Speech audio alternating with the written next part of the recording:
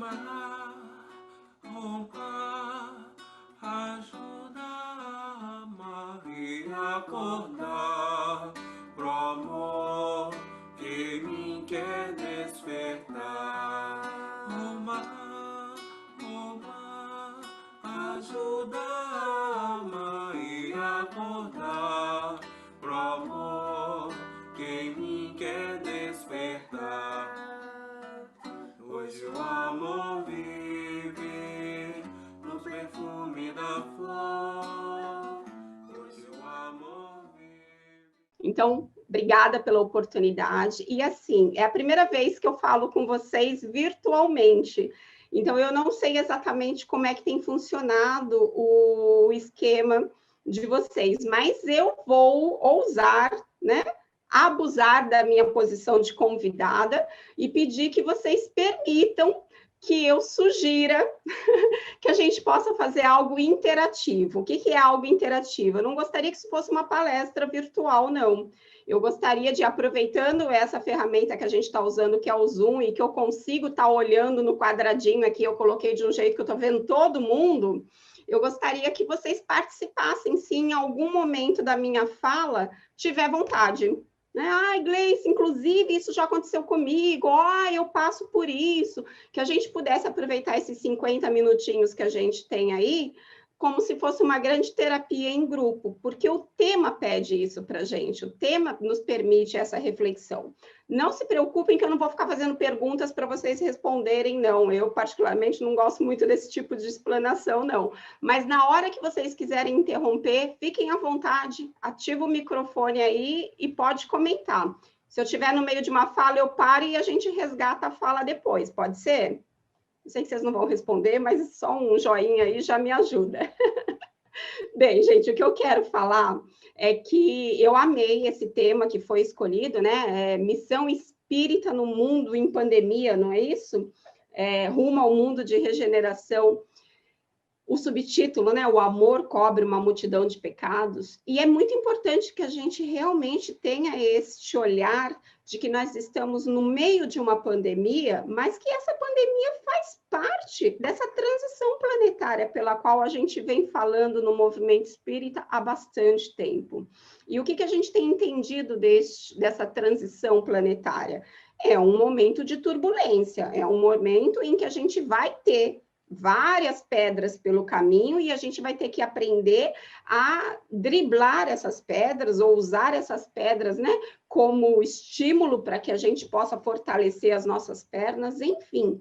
É um momento tumultuado, não é um momento de desespero, ou pelo menos não deveria ser um momento de desespero para nós, estudiosos dessa doutrina, que nos esclarece, que nos fala que nós não somos vítimas de nada. É uma doutrina que eu digo que tira a venda dos nossos olhos e nos tira, né, nos convida a sairmos da posição de vítimas, ou seja, se é que a gente pode ocupar o papel de vítima, somos vítimas de nós mesmos, das nossas escolhas e, consequentemente, né, nós vamos ter que encarar as consequências das nossas escolhas.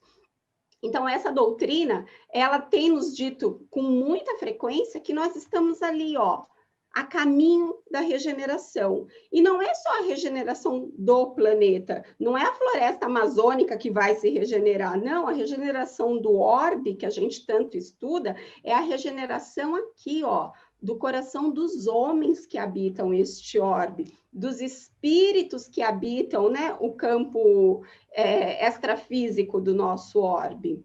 E aí, para falar deste assunto, desse subtema, né, o amor cobre uma multidão de pecados, eu parti um pouquinho da minha experiência profissional e fiquei pensando assim, gente, o que mais tem acontecido é uma avalanche enorme de mágoas, de frustrações, de decepções, de sentimentos contraditórios, que tem levado as pessoas a chegarem exaustas e formar fila de procura de socorro psiquiátrico, psicológico, né?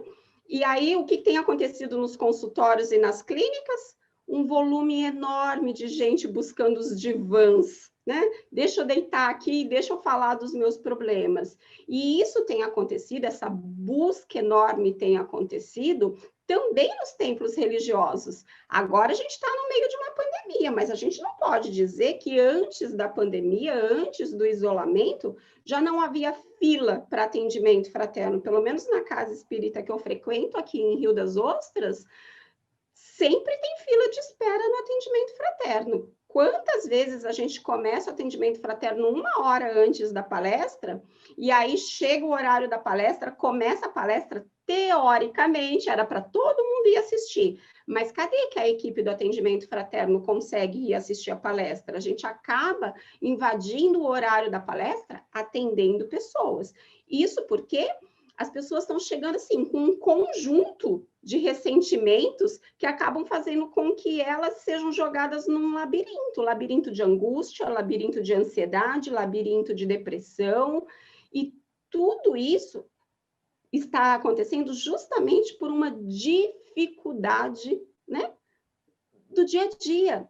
As pessoas, no dia a dia, naquela vida cotidiana mesmo, estão com dificuldade de desculpar, né? De perdoar o outro, estão com dificuldade de se desculpar, né?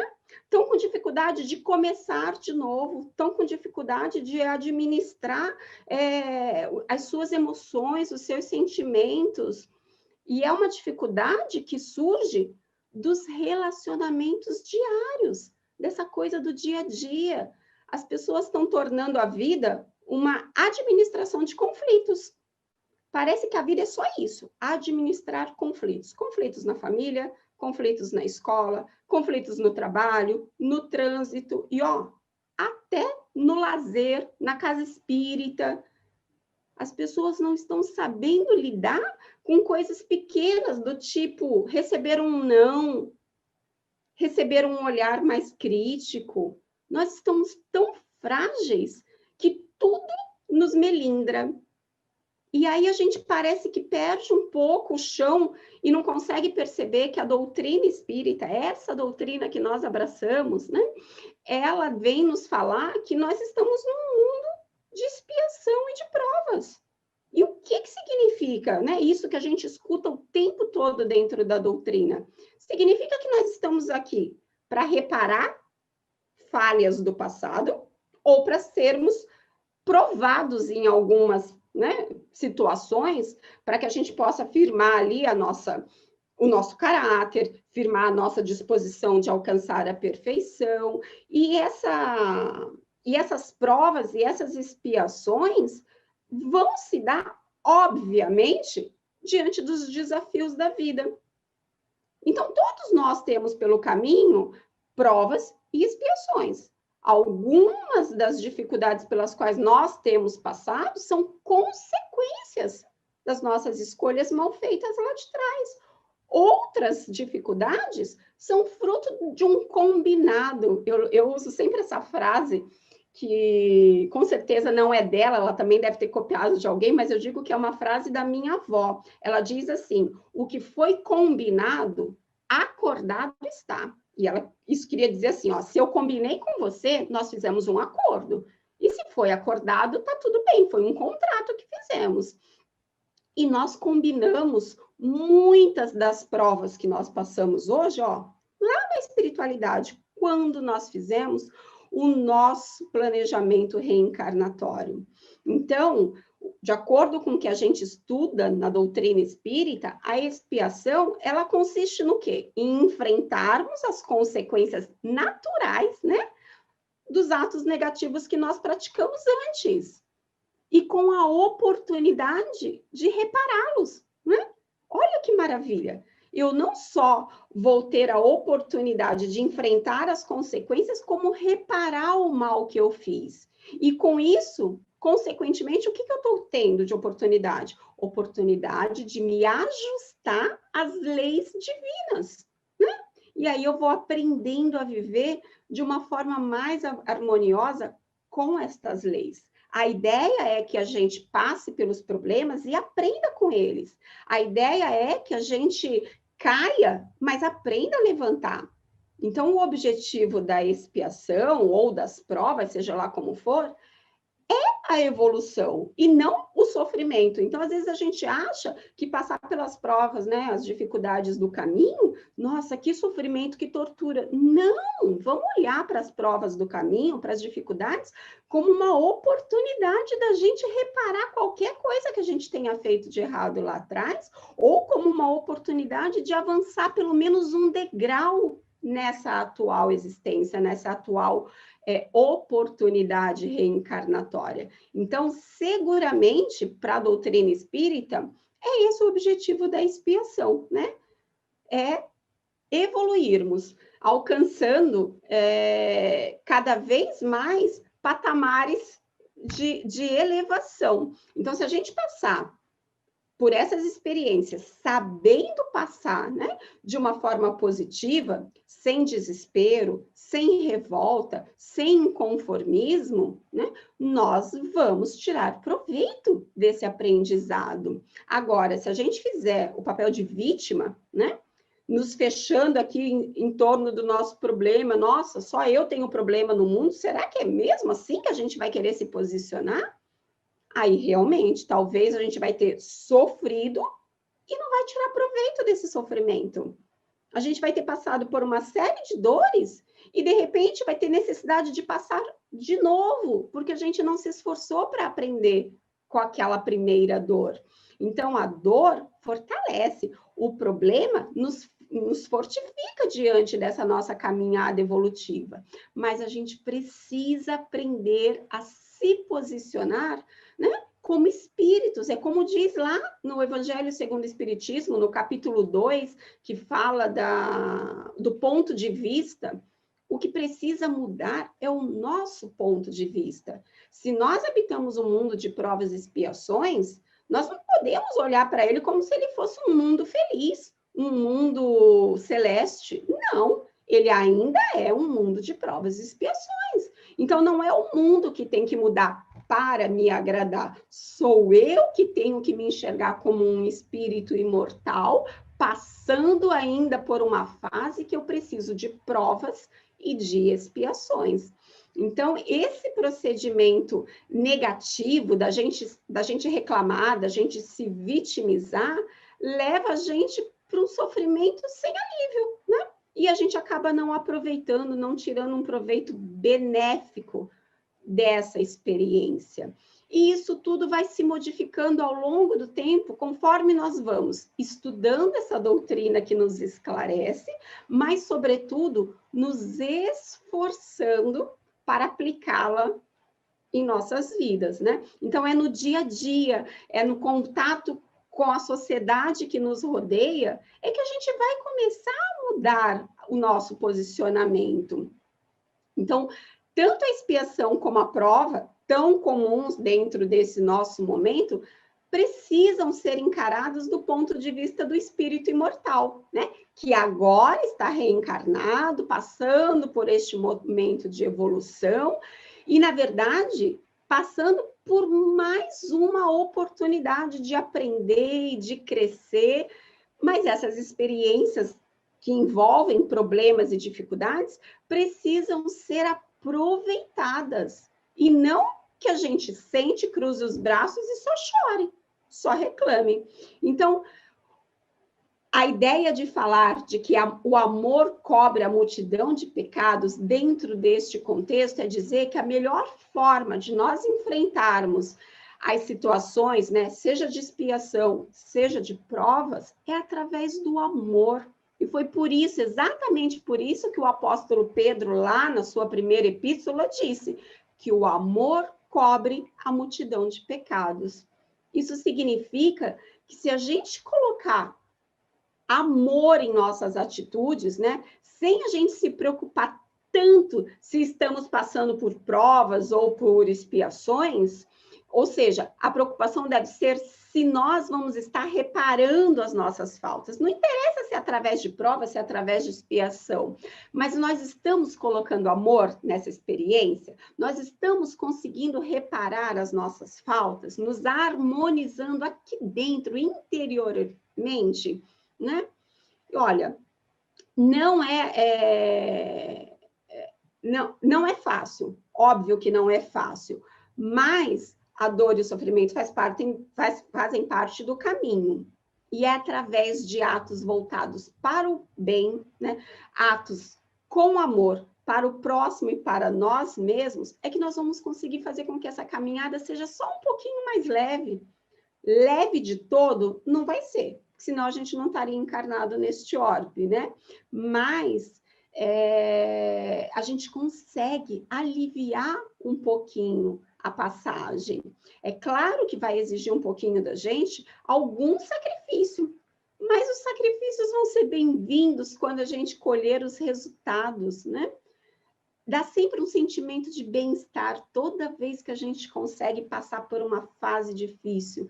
E a gente tem memória curta, porque de verdade, se a gente parasse para olhar, né, a nossa própria vida, há 5, há 10, há 15, 20 anos atrás, a gente vai identificar momentos difíceis, a gente vai identificar outros períodos conturbados que nós tivemos.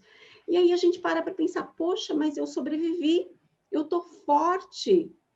Então, se eu cresci espiritualmente, se eu cresci moralmente com aquela dor, no fundo, ela foi benéfica para mim, né? E esse crescimento espiritual é que acaba deixando a caminhada menos pesada, né? Então, a nossa evolução espiritual, ela ainda é lenta, ela ainda é difícil, porque nós não temos essa lucidez plenamente desenvolvida o tempo todo.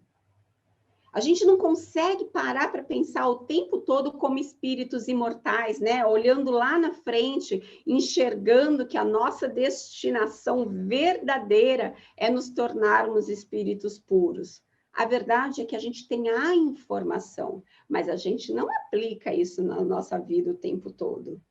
Na hora do perrengue, na hora que o chefe dá a notícia que nós fomos demitidos, na hora que o namorado, ou o marido, ou a esposa, enfim, chega e diz, olha, não dá mais, o relacionamento para mim acabou, eu acho melhor cada um seguir seu caminho. Na hora que a gente recebe a notícia de que alguém da família, ou nós mesmos, estamos diante de uma doença que ninguém queria, que ninguém esperava, cadê que nessa hora a gente consegue ter lucidez para pensar como espírito imortal?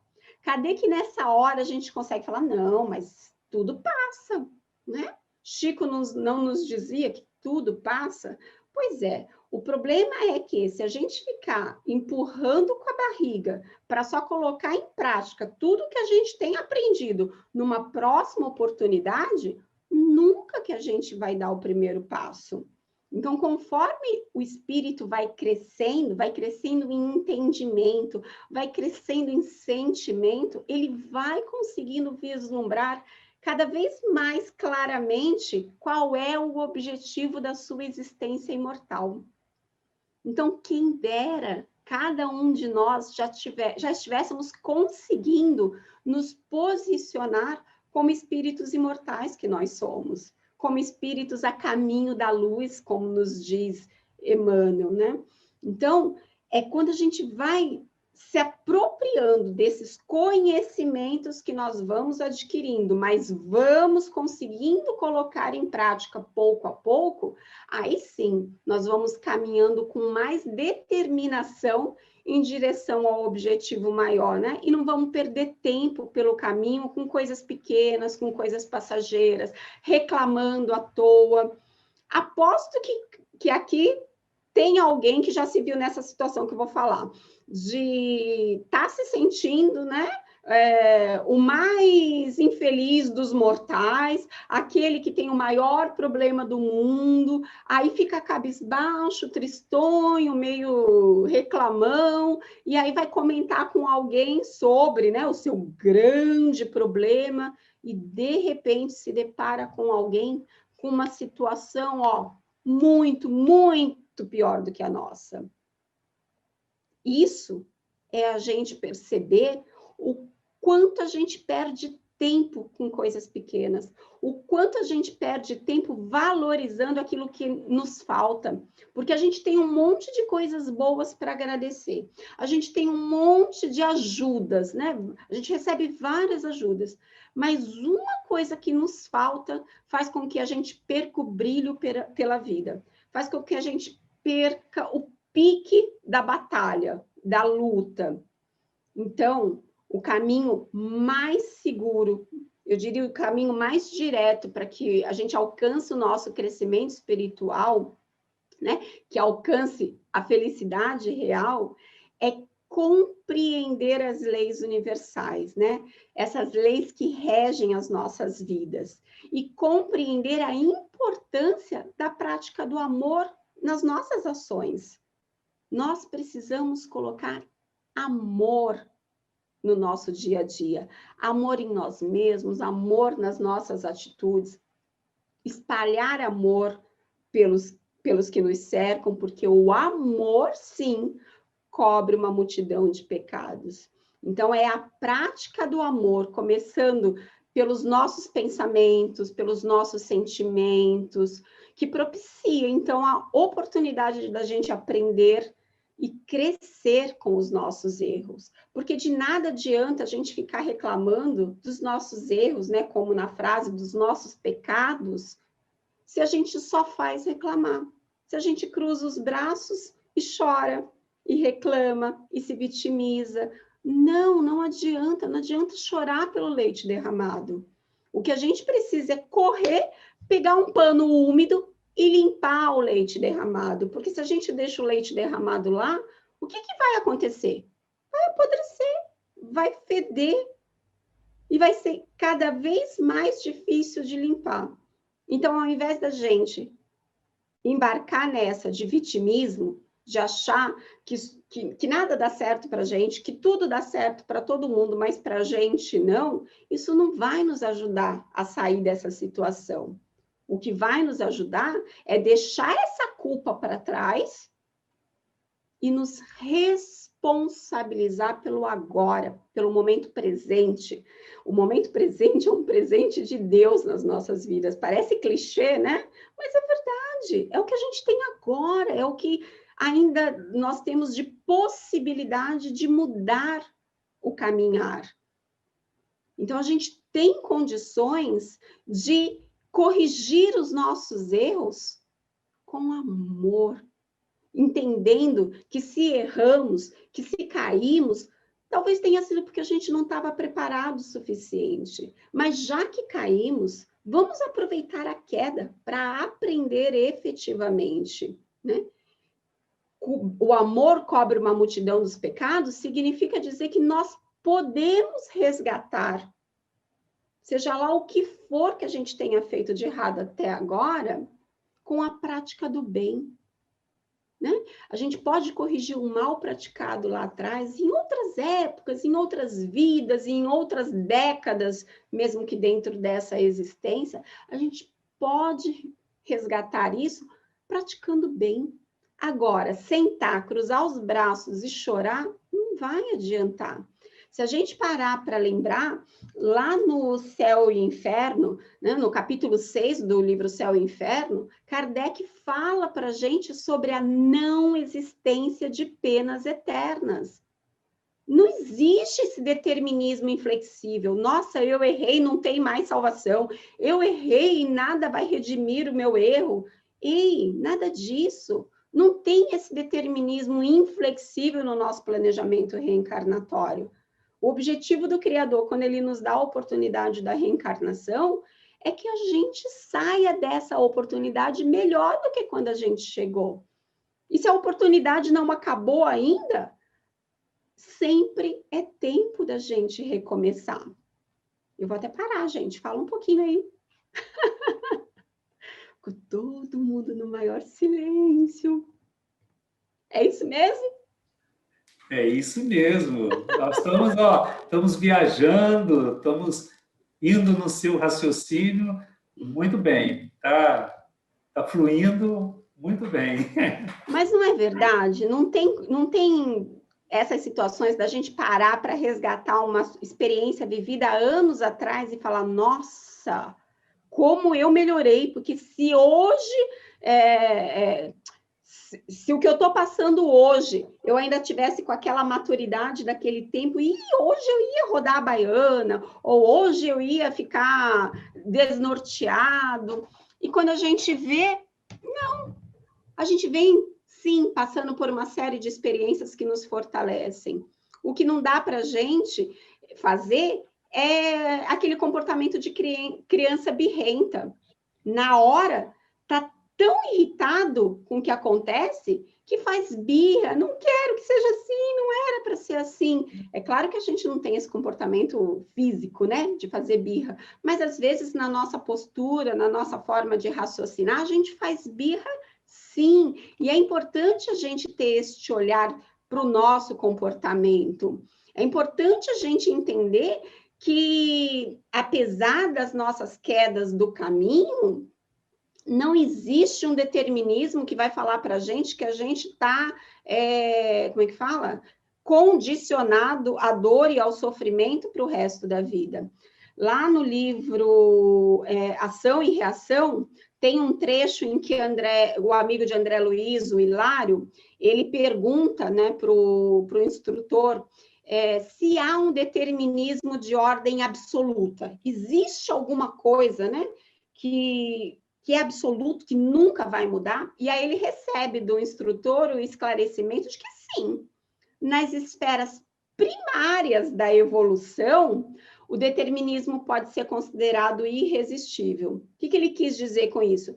Que o mineral, o vegetal, obedecendo, né, às leis dos princípios organogênicos, sim, nessa fase de desenvolvimento embrionário, né, do princípio espiritual, talvez exista um determinismo, mas agora, né, no campo da consciência humana, a razão, a vontade, o conhecimento, o discernimento entram como forças, né, nesse processo de ação e reação.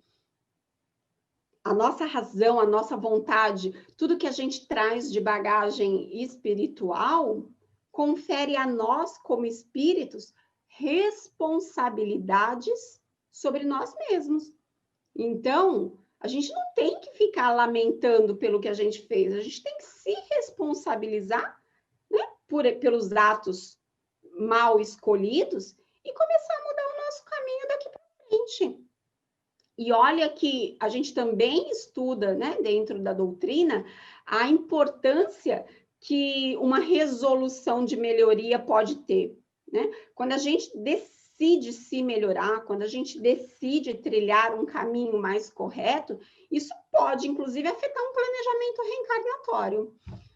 Ah, Gleice, como assim pode afetar o planejamento reencarnatório? Um exemplo clássico é o que acontece no livro A Vida Escreve, onde o espírito Hilário Silva, ele descreve no livro o fato de Saturnino ter perdido um dedo lá numa máquina de trabalho onde ele era o condutor, e aí na época aquilo se tornou o centro das atenções, né? Como ele era um trabalhador assíduo do centro espírita, as pessoas comentavam, nossa, como pode Saturnino, sendo espírita, bondoso para as pessoas, como ele pôde perder o dedo? E aí o espírito conta que à noite houve uma reunião mediúnica lá no centro espírita em que ele frequentava, e o orientador espiritual contou para ele que numa encarnação passada, ele havia triturado o braço, né, de um escravo da sua fazenda. E aí o orientador espiritual ainda conta para ele, e por muito tempo você ficou vagando, perturbado, né, no plano espiritual, contemplando mentalmente ali aqueles gritos, né, de dor do escravo. E isso ecoava dolorosamente no seu coração. Então, você implorou que numa nova existência você viesse humilde e que viesse perder, né, no trabalho o seu braço mais útil. Mas olha, Saturnino, você, desde a primeira mocidade, desde que conheceu a doutrina espírita, tem tido os pés no caminho do bem.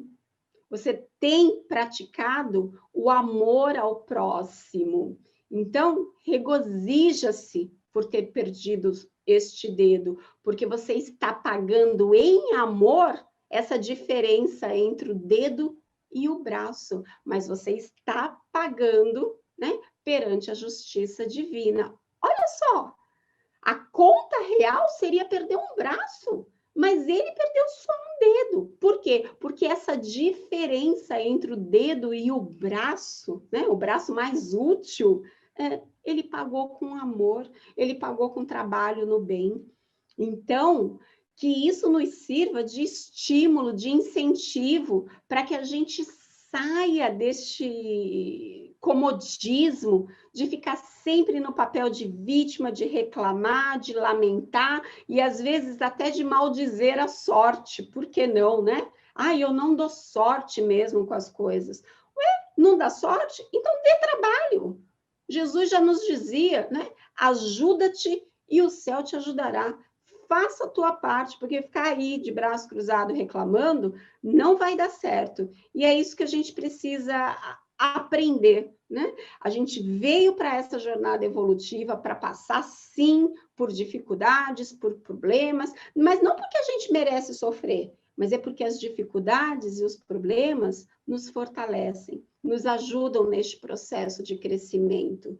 E é possível, é real que a gente consiga esse melhoramento espiritual desde já. Se a gente parar para pensar naquela questão clássica do Livro dos Espíritos, né, a 919, Kardec pergunta para os espíritos se existe algum meio prático e eficaz para que ainda nessa vida a gente se melhore. E teve uma resposta. E teve uma resposta objetiva. Porque Santo Agostinho, carinhosamente, não nos deixou sem resposta. Ele veio e disse, conhece-te a ti mesmo, né?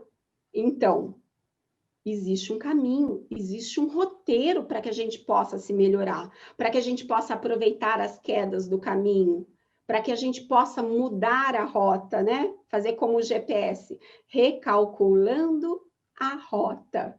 Quando a gente erra o caminho, quando a gente faz escolhas inadequadas, vamos recalcular a rota, vamos achar um novo caminho, vamos trilhar, né, este caminho de renovação. E como nos disse o Santo Agostinho, o caminho para essa melhoria é a gente se conhecer, é a gente voltar o olhar para dentro de nós, né? É tentar perceber quem nós somos, mas perceber quem nós somos não por aquilo que a gente olha num espelho, não por aquilo que a gente possui, não, de bens materiais, não. Vamos olhar para nós mesmos e perceber, e tentar nos perceber a partir dos nossos pensamentos, a partir das nossas palavras, das nossas ações, das nossas emoções, dos nossos sentimentos. Quando a gente para se olhar, a gente faz o que Joana de Ângeles nos recomenda. Ela diz que nós deveríamos nos tornar estudiosos de nós mesmos. E é exatamente isso que está faltando. Porque muitas vezes a gente assume um papel que não é nosso. A gente assume um papel de reclamação, de vítima, de fraqueza, eu não dou conta. E às vezes esse papel não é nosso. Então, quando a gente se observa, a gente pode perceber que em algum momento a gente fraquejou, mas ter fraquejado não faz de nós espíritos fracos. Fraquejar? Quem nunca fraquejou, que atire a primeira pedra, né? A questão é que quando a gente consegue seguir a orientação de Santo Agostinho e voltar o nosso olhar para nós mesmos, a gente vai perceber que a gente tem sim defeitos, que a gente tem sim vícios, mas nós também temos qualidades, nós também temos virtudes. Então é importante que a gente se aceite como espíritos em evolução, como espíritos a caminho da luz, né? Nós precisamos nos aceitar com todas as nossas dificuldades e limitações, para que a gente possa entender que então a gente tem condições de se modificar. E aí sim a gente parte para aquela tão famosa reforma íntima. Porque se eu não reconheço em mim que eu tenho pontos a serem melhorados, eu vou reformar o quê? Quando a gente para reformar uma casa, a gente identifica o que é que está precisando de reforma. Se eu identifico que a minha casa está com o telhado cheio de goteira, Eu não vou começar a reforma da casa pelo canteiro do jardim. Eu vou mirar naquilo que precisa de mais atenção. Então, se eu reconheço em mim que eu estou muito dependente afetivamente, ou se eu reconheço em mim que eu ando extremamente ansiosa, se eu reconheço em mim que eu estou passando por vários momentos depressivos, eu consigo direcionar a minha força para aquele ponto que está precisando de mais atenção. Joana de Ângeles fala para a gente no livro Plenitude sobre resignação dinâmica. Essa resignação dinâmica que Joana fala para a gente, ela quer dizer que a gente precisa ser resignado é a gente aceitar o problema. Mas não é aceitar e tá tudo bem. Não, é aceitar e ter uma atitude corajosa em relação a esse problema, né? Bom, deixa eu mirar no problema e ir lá enfrentar. Qual é a causa desse problema? De onde ele surgiu? Porque, né, se o problema é um efeito, existe uma causa. E eu não vou ficar tentando apagar um incêndio do efeito se eu posso mirar lá na causa. E eu só vou conseguir mirar na causa do meu problema a partir de um processo de autoconhecimento, porque talvez eu não consiga mudar o problema externo, mas eu posso mudar a forma como eu encaro este problema. Então, quando a gente, na nossa oração, pede forças a Deus, Senhor, permita que meu anjo da guarda me ampare, Senhor, permita que meu anjo da guarda me inspire, me incentive, mas não venha aqui resolver o problema por mim, porque o problema sou eu que preciso aprender a resolver. Então, este processo de autoconhecimento, que é tão necessário para a gente reconhecer em nós os nossos problemas, é exatamente um processo assim, de busca interior, uma busca pela nossa essência. Eu diria que dentro da doutrina espírita, esse processo de autoconhecimento é o caminho que nós percorremos até nós acreditarmos que nós somos espíritos imortais, que fomos criados por Deus para essa viagem rumo à perfeição. Este é o processo de autoconhecimento, porque até que eu me enxergue como espírito imortal, eu ainda estou engatinhando neste aprendizado. Agora, quando eu chego neste nível de me enxergar como um espírito de passagem no orbe terreno, neste ponto, eu já estou me conhecendo, me reconhecendo. O problema hoje, aí talvez vocês concordem comigo, é que essa trajetória é longa, né? E hoje, nós estamos vivendo um momento atual, dentro dessa longa trajetória, em que o que está em alta são os avanços tecnológicos. Nós estamos aí com uma facilidade enorme, tudo na palma da mão, eu pago conta, eu faço compra, eu faço chamada de vídeo, eu converso com os amigos, eu faço reunião usando a tecnologia. E isso tudo tem nos mantido muito, extremamente conectado, antenado com o mundo exterior. E quando a gente se torna muito conectado com o mundo exterior, no fundo, a gente se afasta do nosso mundo interior. Então, essa conexão, que é tão necessária com a gente mesmo, exige um pouco de esforço, exige um pouco de vontade firme, que nem sempre a gente está disposto a fazer. E, às vezes, esse recolhimento para que a gente se conheça, para que a gente se perceba, nos causa um pouquinho de medo. Por quê? Porque a gente também está naquela geração do quero tudo para agora. E talvez a gente inconscientemente esteja querendo alcançar a perfeição logo, né? Num estalar de dedos. A gente quer ser perfeito agora e tem medo de ser julgado porque nós não somos perfeitos ainda. E aí o que a gente faz neste mundo globalizado? Bom, eu não quero ser julgada porque eu ainda tenho os meus erros, ainda tenho os meus vícios, ainda tenho as minhas dificuldades, eu não quero ser julgada, eu vou fazer o quê? Eu vou usar máscara. Como assim, Gleice? Máscara? A máscara que a gente está usando para nos proteger do coronavírus? A gente tem usado já há algum tempo uma máscara para que a gente consiga se apresentar para os outros como a gente gostaria de ser. Mas nós não somos. A gente quer passar a imagem, né, de bonzinho, de controlado, de muito paciente, de muito amigo, mas a gente não é assim o tempo todo. No fundo, nós escondemos algumas sombras aqui que a gente não quer que se torne visível, e com isso nós vamos camuflando aqui dentro o nosso vazio interior. A gente vai camuflando aqui as nossas dores, a gente vai camuflando as nossas angústias, as nossas frustrações, e vamos nos tornando muito obedientes para o que eu tenho chamado de ditadura da felicidade. Como assim, Gleice? Eu tenho falado muito disso na clínica com os pacientes. As pessoas estão se tornando soldadinhos da felicidade. Cuidado! Nos tornarmos soldadinhos da felicidade significa dizer que agora, em tempo de rede social, em tempo de Instagram, de Facebook, de status do WhatsApp, as pessoas estão potencializando uma necessidade de postar o tempo todo que elas são felizes, que elas estão felizes.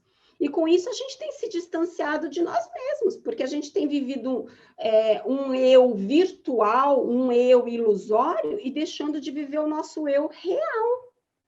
E aí, quando a gente se dá conta, a gente já está doente. Doente física, doente mental, doente espiritualmente. E é preciso que nós tenhamos um olhar para nós mesmos. Nós não precisamos esperar adoecer para buscar esse caminho do autoconhecimento, para buscar este caminho da autoobservação, né? De identificar aquilo que a gente precisa melhorar. Então, a gente não tem que esperar adoecer. Cuidado! Às vezes, esse silêncio que a gente se impõe, né? Essa máscara que a gente usa de não deixar as pessoas perceberem que a gente tem problema, que a gente está com angústia, que a gente está precisando de um apoio, essa máscara faz com que as pessoas não percebam, não se coloquem à disposição, e a gente vai mergulhando nas nossas sombras. Só que nós não temos só sombras. Nós também temos as nossas competências, nós também temos as nossas qualidades. Mas quando a gente baixa o nosso teor vibratório, a gente, inclusive, atrai para perto de nós irmãozinhos também com teor vibratório baixo. E aí, a gente mergulha em pensar só nas nossas mazelas. Nossa, como eu sou ciumento, como eu sou invejoso, como eu tenho rancores, como eu carrego mágoas, como eu tenho medos, angústias, meu Deus, como a ansiedade me atrapalha. Nossa, como eu sou impulsiva. Cuidado, nós temos que também ter um olhar para as nossas qualidades, porque nós temos. O fato de nós estarmos distante do objetivo final, que é nos tornarmos espíritos puros, não deve nos impedir de olhar para trás e enxergar quantos passos nós já demos na nossa caminhada. Porque se nós estamos longe dessa condição, né, de perfeição, nós também já estamos bastante afastados da nossa condição de espíritos primitivos. Nós já avançamos muito. Então, não dá para a gente ser 880, preto ou branco. Que isso? Né? Existe toda uma oscilação de condições entre o 8 e o 80. A gente tem, sim, que aprender a lidar com as nossas dificuldades, com as nossas limitações. Quando nós aprendemos a lidar com as nossas sombras, a gente acaba entendendo que cabe a nós, né? Clarear o caminho, clarear o nosso caminho. Isso é assumir as rédeas da nossa existência. Quando nós pedimos a oportunidade reencarnatória, estávamos lá no plano espiritual, quando a gente pediu, não, deixa eu ir, eu quero me melhorar, a gente se comprometeu, a gente fez várias promessas, não, eu dou conta, eu faço, pode colocar aí as expiações pelo meu caminho, pode colocar as provas aí, e quando a gente chega aqui, a gente vem com o véu do esquecimento. Graças a Deus a gente vem com o véu do esquecimento, mas também bate a preguicinha. Parece que a gente não quer ter o trabalho de gerir a nossa própria vida. E aí a gente fica esperando que o governo faça alguma coisa, que o presidente da casa espírita faça alguma coisa, que o vizinho faça alguma coisa, que o meu marido me faça feliz, que os meus filhos atendam às minhas expectativas. Ei, alto lá! Se a gente tem controle sobre alguma coisa, é sobre nós mesmos. Por isso é importante a gente se conhecer. Por isso é importante a gente entender por que a gente age e reage dessa ou daquela forma. Nós precisamos nos empenhar neste processo de melhoria. E este processo de melhoria se dá a partir desse recolhimento, né, do autoconhecimento. Então, é muito importante que a gente possa, nesse Setembro Amarelo, né, que é um mês tão divulgado para que a gente fale de saúde mental, que a gente possa ter este olhar atento. E eu falo sempre, não é só um olhar atento para saber se o nosso vizinho está com problema, não é só um olhar atento para saber se o nosso companheiro está dando sinais de tristeza, de melancolia, de que está perdendo prazer pela vida. Tenhamos, em primeiro lugar, um olhar atento a nós mesmos. Vamos ouvir os nossos sentimentos. Os nossos sentimentos falam muito para a gente. Os nossos sentimentos nos sinalizam quando nós não estamos bem. Mas a gente precisa ter ouvidos de ouvir os sentimentos. Que neste mês, né, de divulgação, de valorização da vida, a gente carregue ele, esse sentimento de valorizar a vida, a oportunidade, valorizar inclusive as pedras do caminho, que a gente carregue isso o resto do ano. Que a gente não esqueça que, apesar de todas as quedas que nós tivemos, nós temos a oportunidade do recomeço. E que o recomeço não precisa ser na próxima existência, não. Que o recomeço pode e deve ser agora, desde já. E que façamos isso com amor, porque o amor cobre uma multidão de pecados. Era isso que eu queria falar, que eu queria dividir com vocês, no intuito de estimular que todos nós possamos abraçar esse compromisso do autoconhecimento e do recomeçar, confiantes de que se nós fizermos a nossa parte, o céu nos ajudará.